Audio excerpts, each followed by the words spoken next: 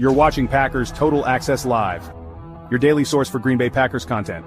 Created for the fans by the fans. Hit like, subscribe, and turn on notifications so you know whenever we go live. Don't forget to follow us on Twitter at Packers_access. Go Pack Go. Enjoy the show.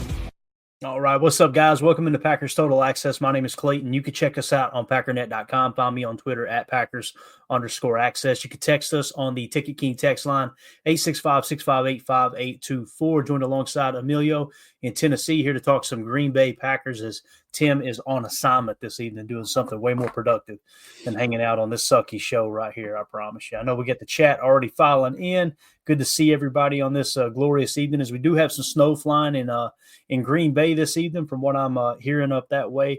Awesome. I know we just got about 3 inches down here in Northeast Tennessee. Emilio, you didn't see a lick, did you, man? Nothing, dude. I miss it. I like a little bit of dusting. I'll take it. The whole town shuts down. No problem with me. I love it, man. It's more buffalo wings for me at the restaurant. Yeah. You know what I'm saying? Yeah, Uber Eats was busy with you, I'm sure. Oh, bro, we had Logan's Roadhouse delivered earlier. Oh, been slamming rolls. I probably ate 3,000 calories today. Mm-hmm. Butter, the cinnamon butter, right? Oh yeah, bro. I got on the bike and burned off about 300 calories, so that's good enough. Let's go back for the rolls now. Yeah, so that's the way it works. Emilio, what have you been into here lately, man? Anything on the forefront of your mind in terms of the Packers? Anything going into this Detroit game? I know we haven't spoke to you in a few days. Yeah, and we're getting close, man. I mean, tomorrow's Wednesday, right? So we're coming right down to the wire here, man. It's gonna be a hell of a matchup there in Detroit. That's it, man. Schedule was a little wonky earlier in the week, so just getting back on track. Glad to be back, and excited for the game. I was just kind of thinking. I think it was Steno a few weeks ago was talking about needing to get up for a game and getting hyped up and psyched up for it. We've been kind of lucky the past few. You had an itch against San Fran that you needed to scratch. You had a Thanksgiving game, and you have another Thursday night primetime game. Is kind of what Josh Jacobs was talking about in his interview tonight. Was just it's Thursday night. Everyone's eyes are going to be on us. It's a primetime game against a primetime team, so we really do need to show up and play. We beat ourselves last time, and I think we have a good shot at it this time. But yeah, it's wild to think, how much they've grown kind of just from that last outing against them. Yeah, it's amazing how the teams have changed. It really is, especially with the injuries and everything else in between. Again, it kind of feels like the Lions they're losing a little steam, although they keep winning every week, and the Packers seem to be building some steam as they're beating teams by a couple scores now, the teams that are pretty close spreads as well.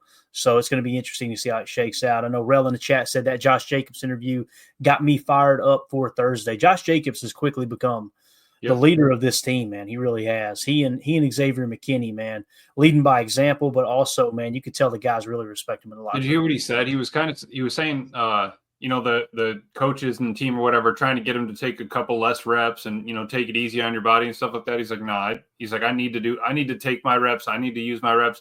One for me, one for the team, two for me. But, doing it to be out there to show your teammates, hey, I'm not above all the veteran rest. I'm not above, this and that. I'm just here to do my job.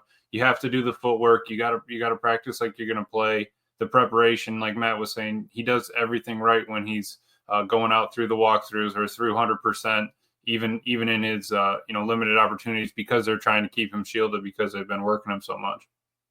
It's huge, man. It's huge to have some of your highest paid players setting the example like that. And that a guy who's been carrying the load here at least the last couple of weeks in terms of, carries and obviously in the passing game, this last game when they really loaded the box, he was able to strike a couple of times in the passing game. When you see him working his ass off, everybody else kind of falls in line, right? It's setting the tone for the entire organization. It's huge, man. It really is. Yep. Daryl in the chat says, a shout out to Rashawn Gary. Happy birthday to him. The man turned 27 years old today. So happy birthday to Bane Gary out there. Daryl said, the third oldest on our team now. It's crazy at 27. Rashawn Gary is worth every $150 million contract extension they paid him.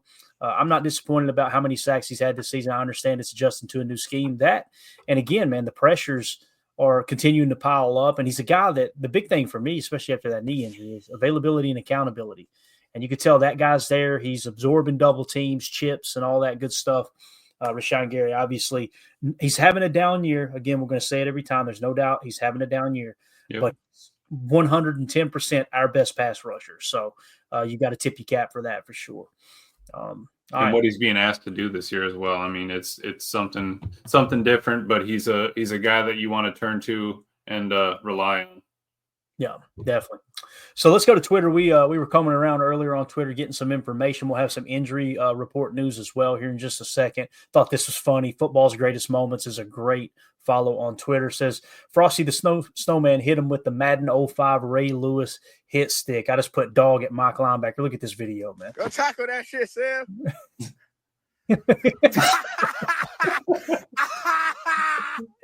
Bro, my man, that is frozen solid. Yeah.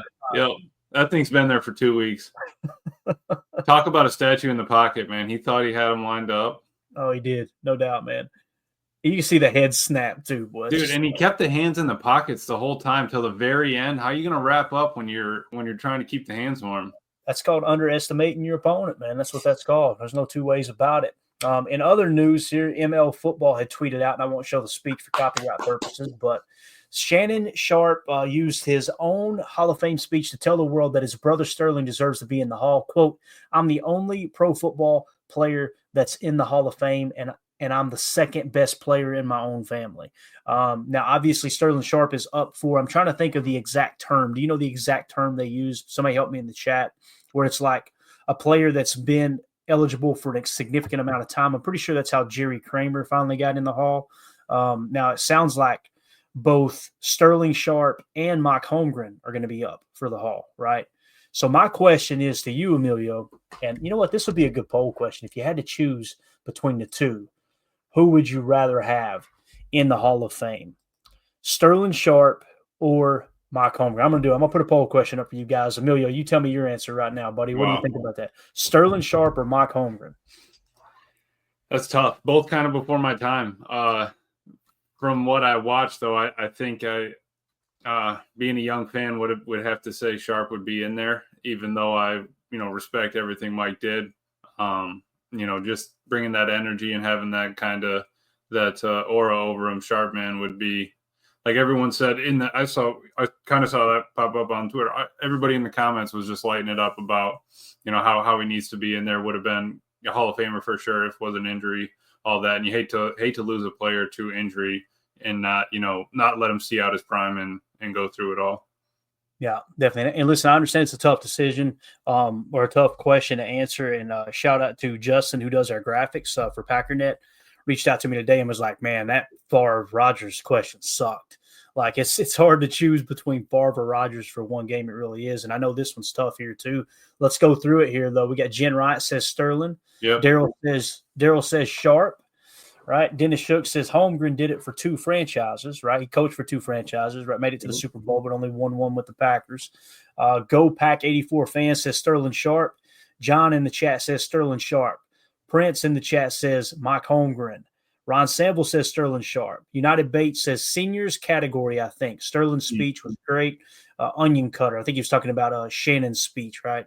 Yes. Well, I don't know. Maybe Sterling spoke for Shannon at that too. He could have been referring to that. I can't remember. It's been a while. Larry Cano in the chat says Sterling Sharpe has to go in first. Got it. All right.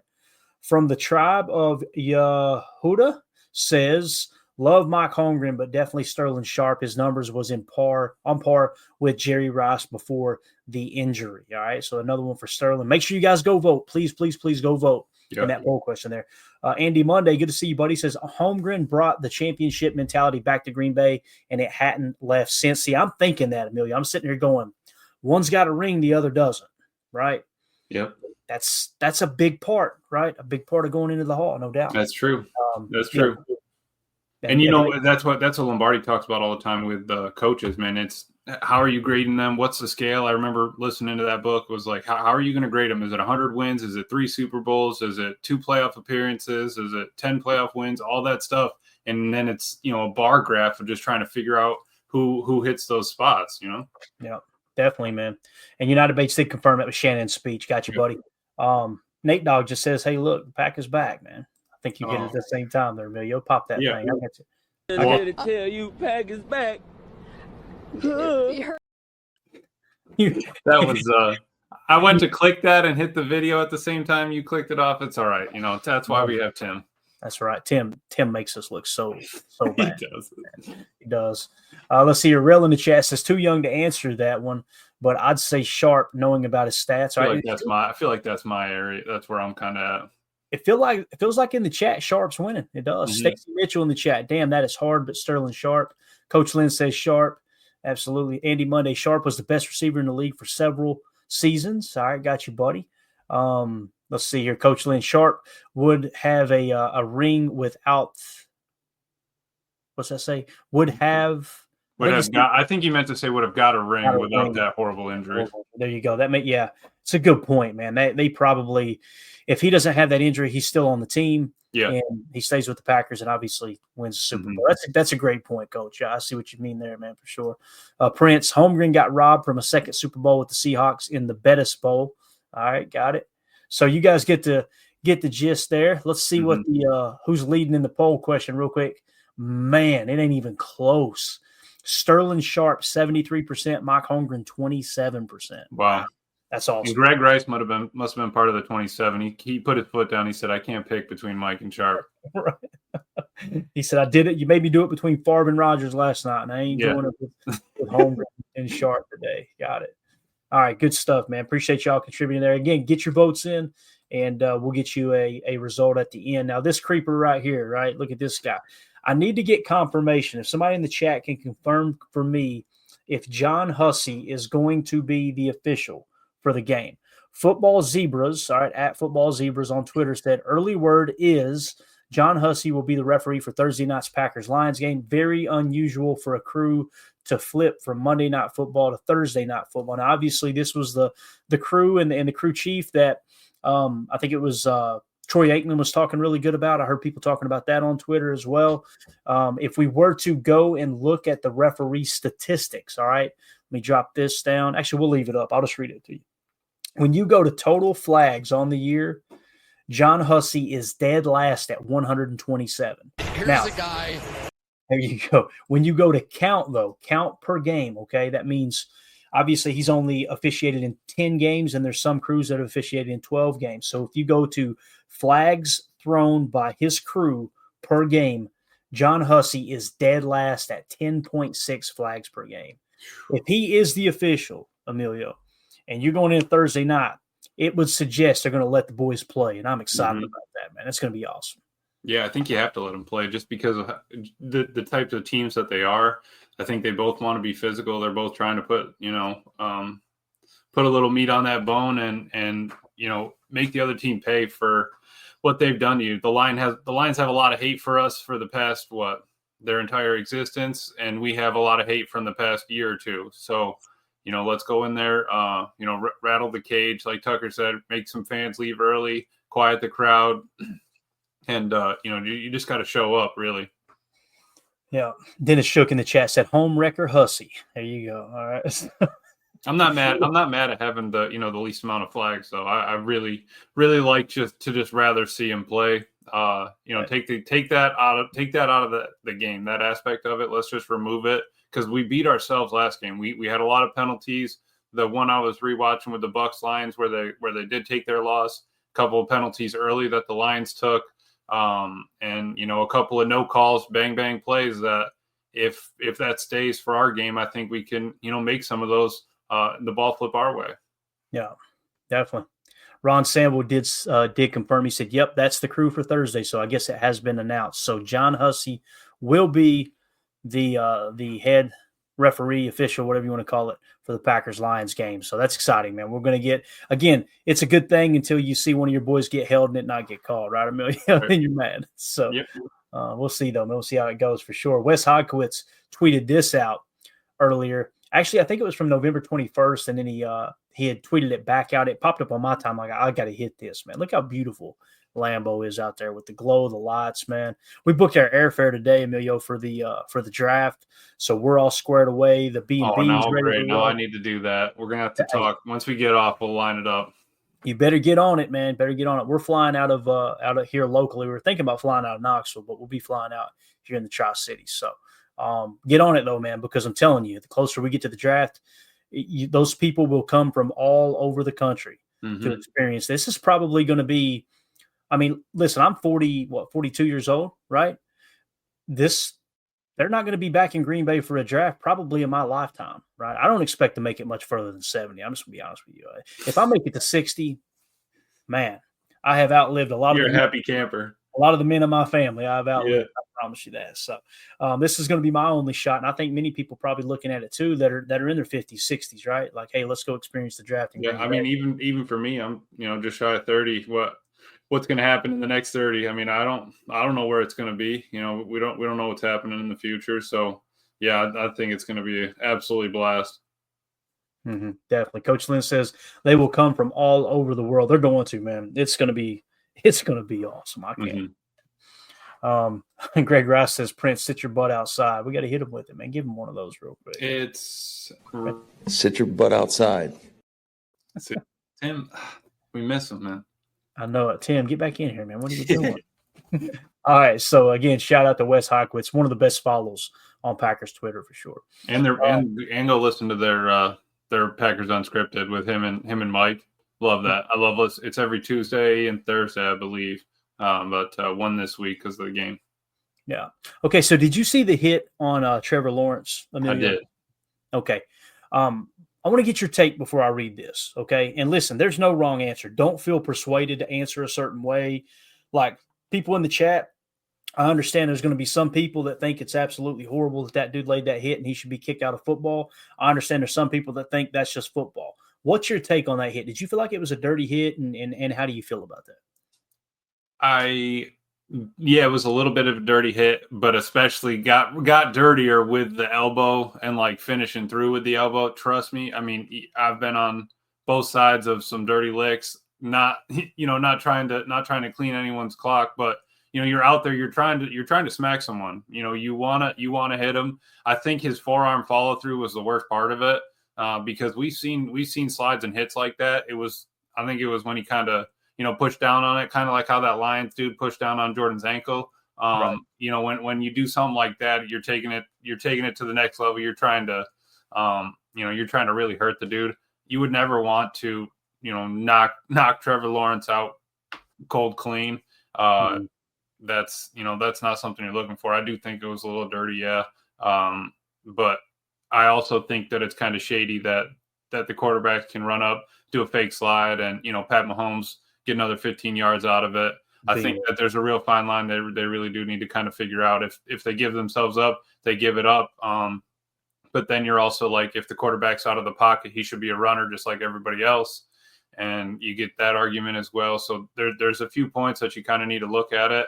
I would say the runner out of the pocket, no more kind of fake two-way sliding. And you might be able to get away with that. Yeah. Prince in the chat said, yep, that forearm was intentional. Ron Sample says, I hate the late slide, promotes that dirty hit. That guy, unfortunately, has a little history. That doesn't help either.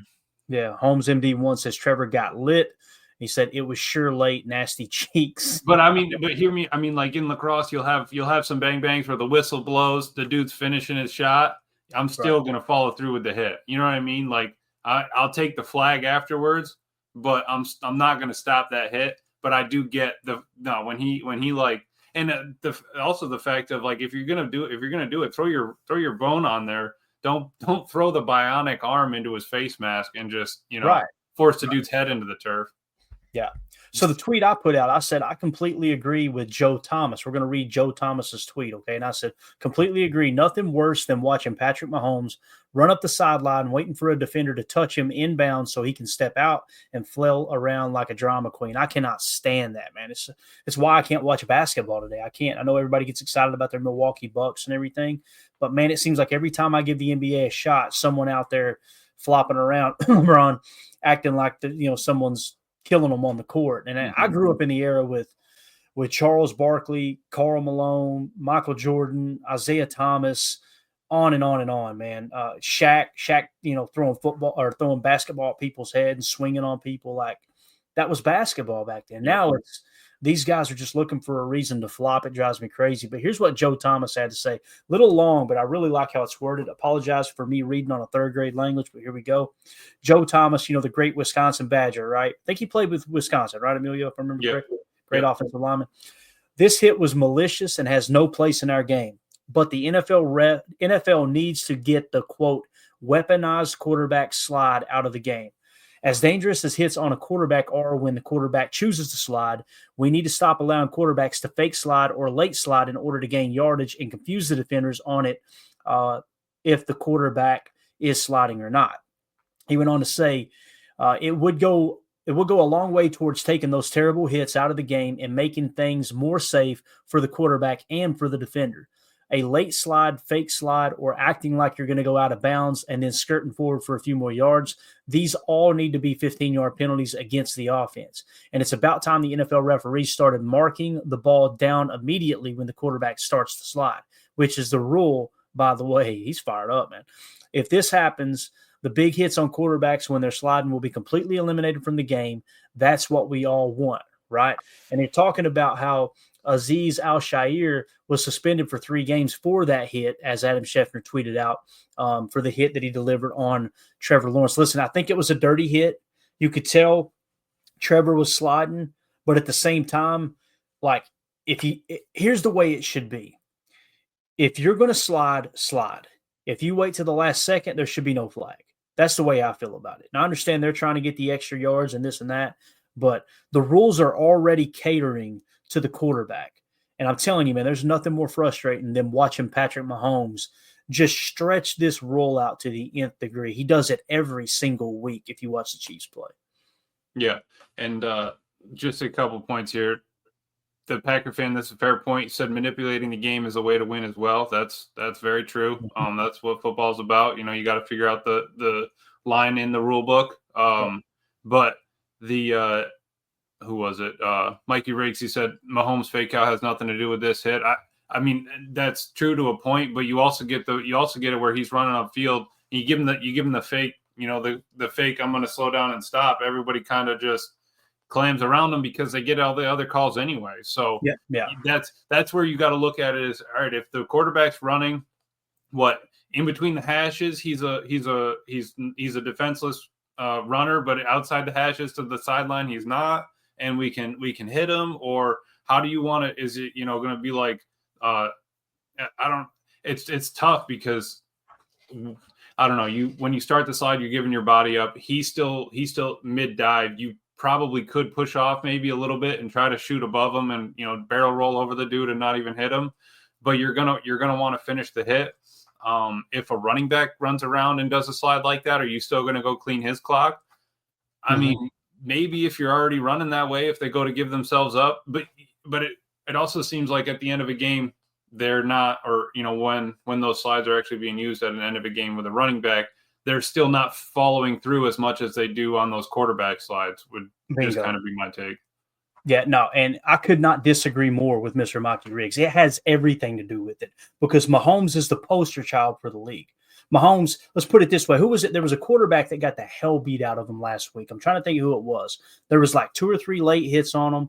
I can't remember who it was, but everybody was going, if this was Mahomes, all 3 of those would have been flags. Right. Because they protect their golden boy. I can show you clip after clip. Now, listen, we're risking it here, and I probably shouldn't. Emilio's going, don't do it, Clayton. Don't do it. Of course, it always happens when I'm on. Yeah, it's always your fault. So, like right here, this play right here, we're going to keep it muted just to kind of give you guys an idea of what I'm talking about. I want you to watch him get to the sideline here. We'll go fast. Now, look, get out of bounds if you don't want to get hit, right? Right. Jonathan Owens hits him in bounds, and we get flagged.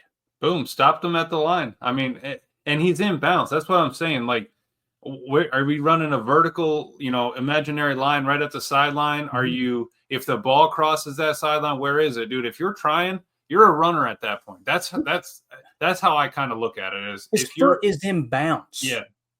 Right. And this is what we're talking about because it's creating this, what am I trying to say here? This, not narrative, but it's like this new standard that, okay, no, we got to call it like we did for Pat there. And it's the bar keeps getting raised for Pat. I'm sure there's another one in here somewhere because I've had a bunch of them. Like right here, That's not it. Okay, so I was trying to search through mine. There was another one too. It was against the in one of the biggest games too. I don't want to get crazy with these clips because we will get in trouble. Walking the line here. It was against the Cincinnati Bengals. If you guys go find it, I'm telling you, it's gonna be worth your time. So he ended up getting a penalty that ended up setting up, I think, the go-ahead score against the Bengals in the playoffs 2 years ago. And if you would see it, same thing, skirting the sideline, waiting till the last second, dipping out. The guy shoves him, and he gets barely pushed in the shoulder, and his arms do this. He throws the football up in the air and does this. Yeah. Now think, you're a football player protecting the football, right? How many times have you seen a football player between the white lines running with the football get shoved from the side and them throw the ball up in the air? They're fake. He's faking. He's being I wish I could use the language.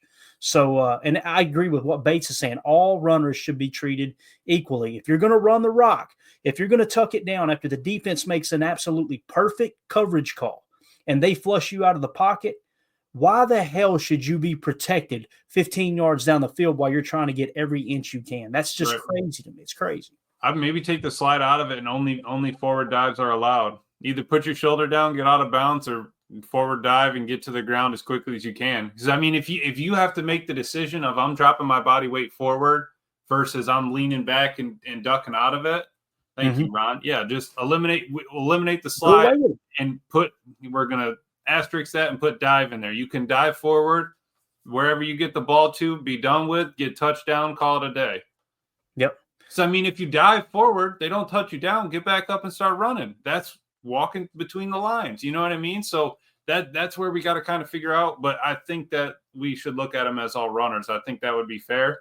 But again, we don't want Jordan Love to get cracked, but he's probably not going to put himself in a situation where I'm going to go 50 yards down the field in between the hash marks with two linebackers and a safety breathing down my neck. Yep. And here's the thing, 8 yards away from the defender, lay down, slide. Yeah.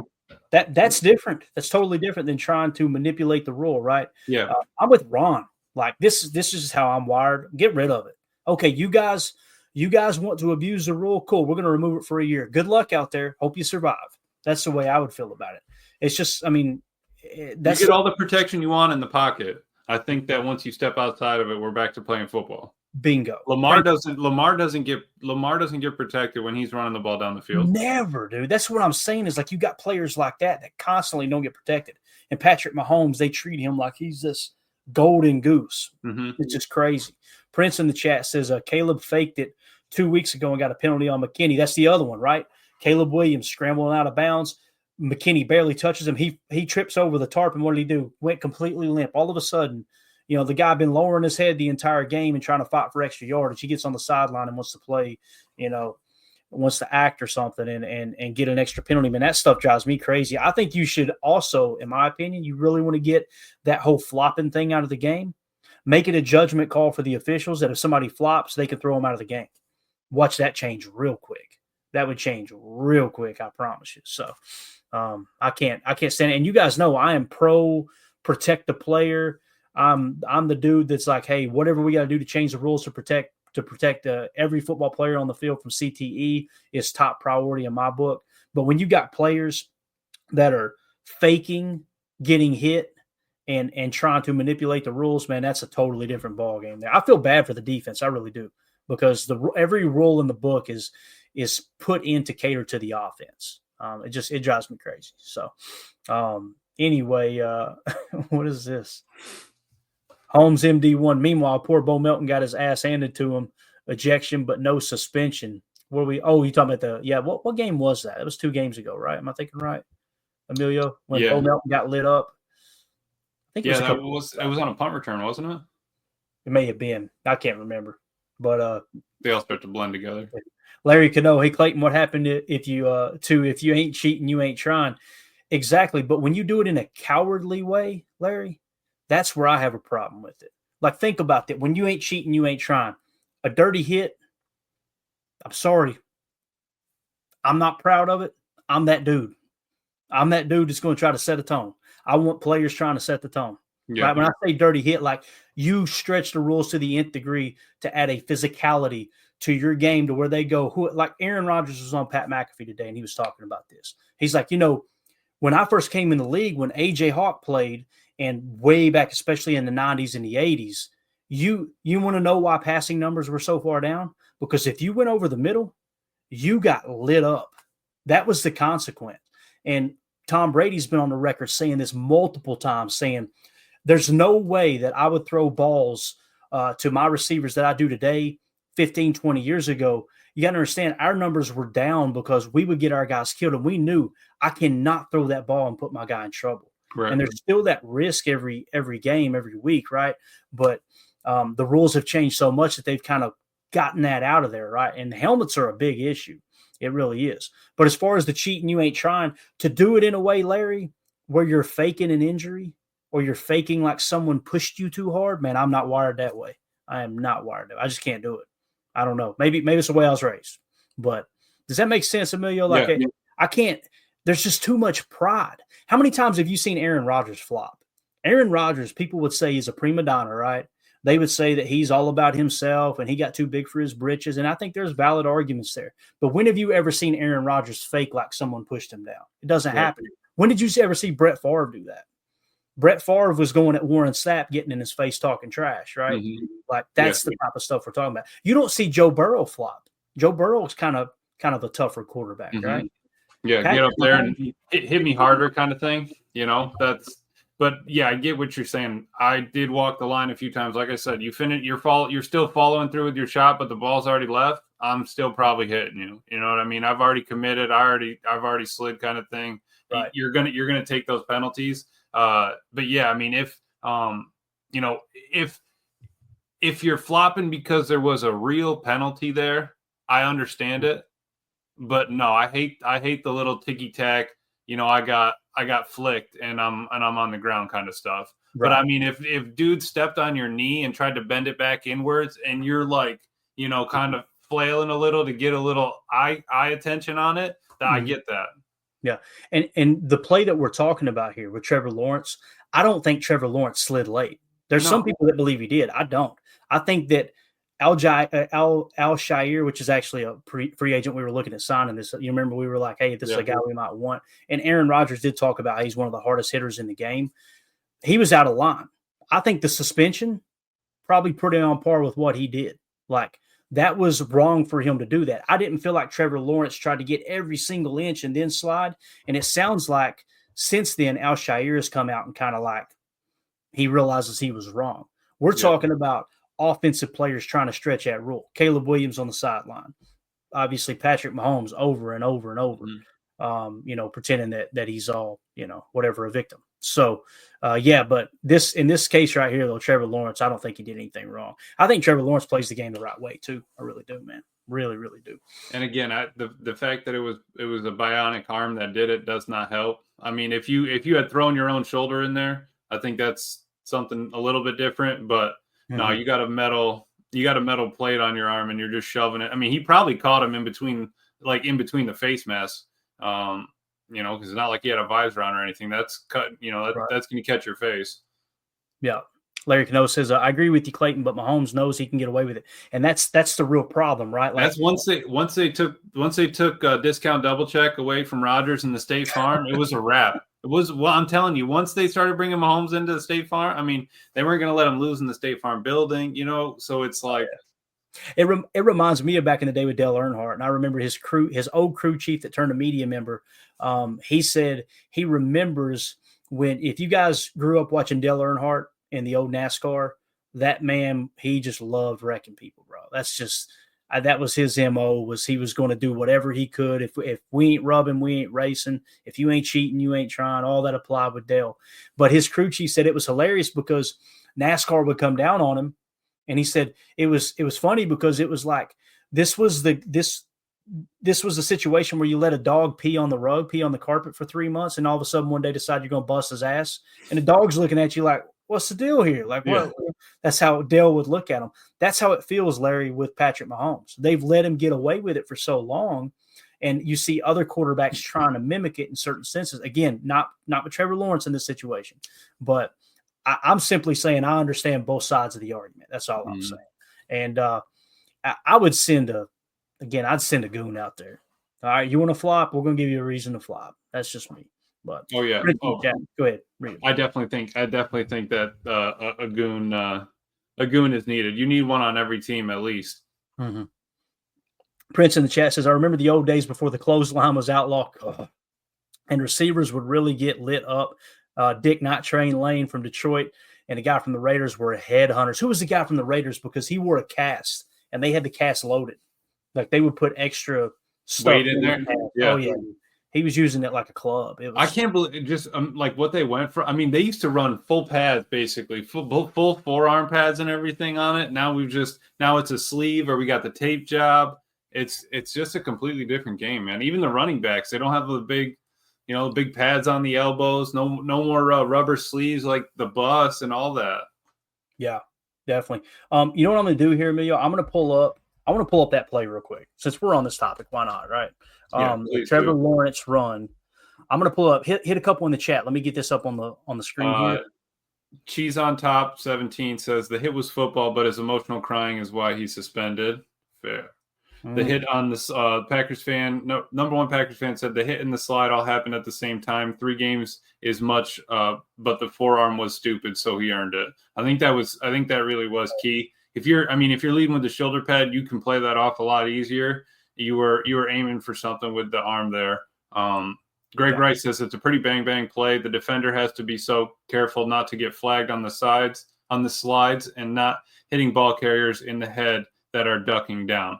The only problem was Trevor. I mean, how much further down can you get, Greg? When you're sliding back and your head's already leaning back. I mean, he could try to limbo, and go a little bit lower, but it's not. You don't have that much more space to go backwards. And to finish that off, Ron said he had to change his insurance once Discount Double Check went away and Mahomes came in.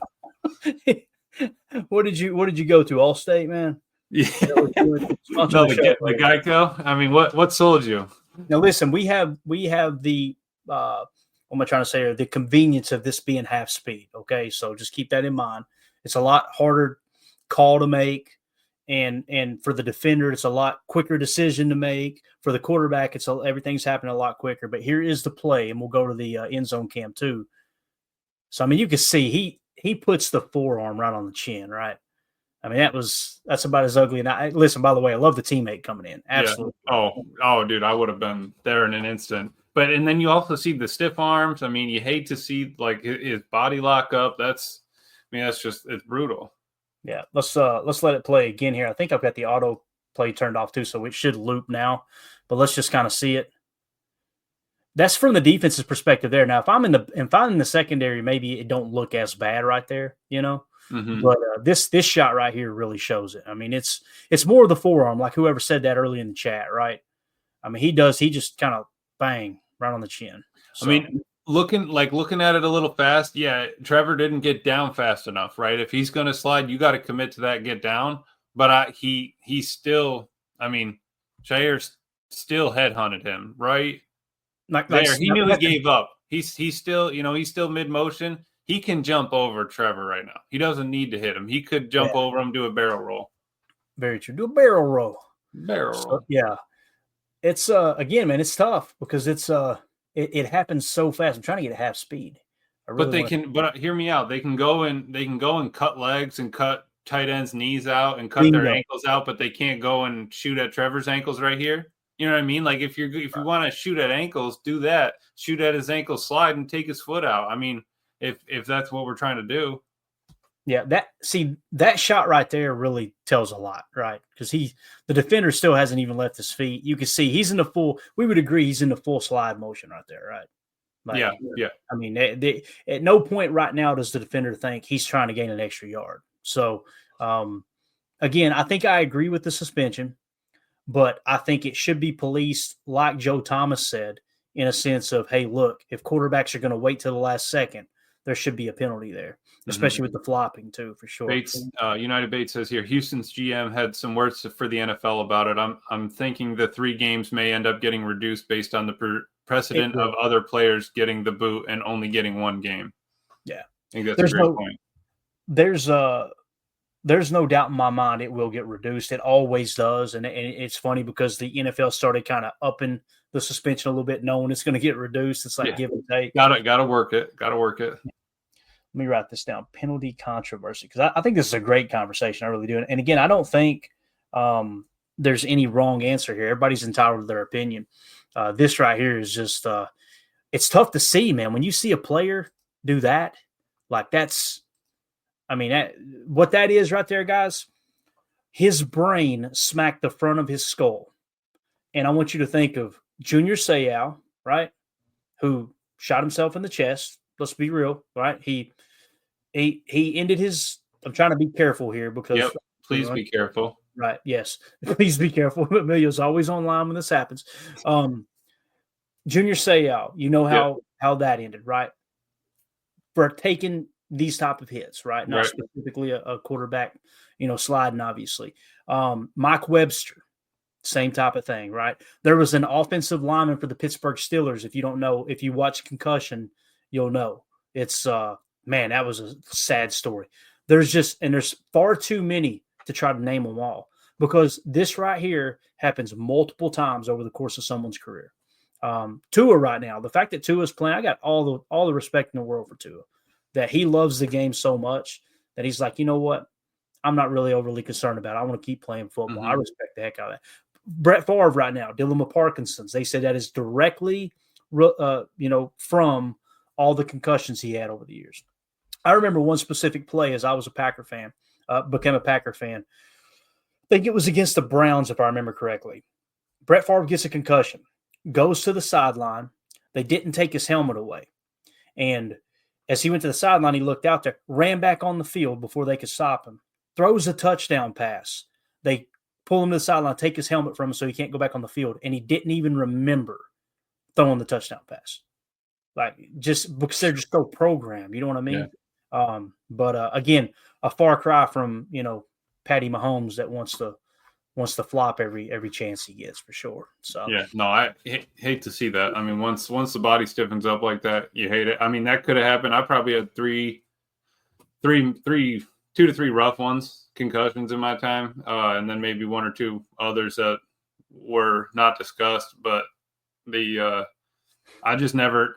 You never get to see your own head, right? So seeing it on the film like that and seeing your own body lock up, it's got to be brutal, right? And and again for Shair, I mean, now that everybody's talking about it, it's the face. Everyone's seen it. Everyone's seen the clip 1,000 times. I mean, is that going to be something you're going to change moving forward? Are you going to think about that a little bit more next game? Are you going to be a half a second late? Are you going to be nicer? I don't know. I mean, I know Dennis was saying he's got a history of dirty shots, but what's that going to change moving forward after this? Yeah. AFAM in the chat says, do you have footage of the after scrum? What is wrong with you, AFAM? You need to watch UFC on Saturday night. All right, sir. What is wrong with you? Of course we do. Just scroll down. No, I'm kidding. It was a good scrum, though. I mean, and listen, with college football this week with the rivalries, oh my God, did you get to see any of that with Michigan, Ohio State? I watched a little bit, dude. I watched that the Georgia Tech game. That was wild. The 8 overtimes, that was crazy. But that's that playoffs, man. Everybody, you got to come to play. Yeah. So again, I agree with Joe Thomas here. Listen, the guy should have been suspended. I don't know if Joe specifically said that, but I think the guy should have been suspended. But at the same time, we got to start doing something with the quarterbacks trying to manipulate the rule, for sure. Mm-hmm. So, all right. So we hit that. And you know what? That's going to do it for hour 1. For those of you listening on the pod, we'll see you on the other side for hour 2. Appreciate y'all.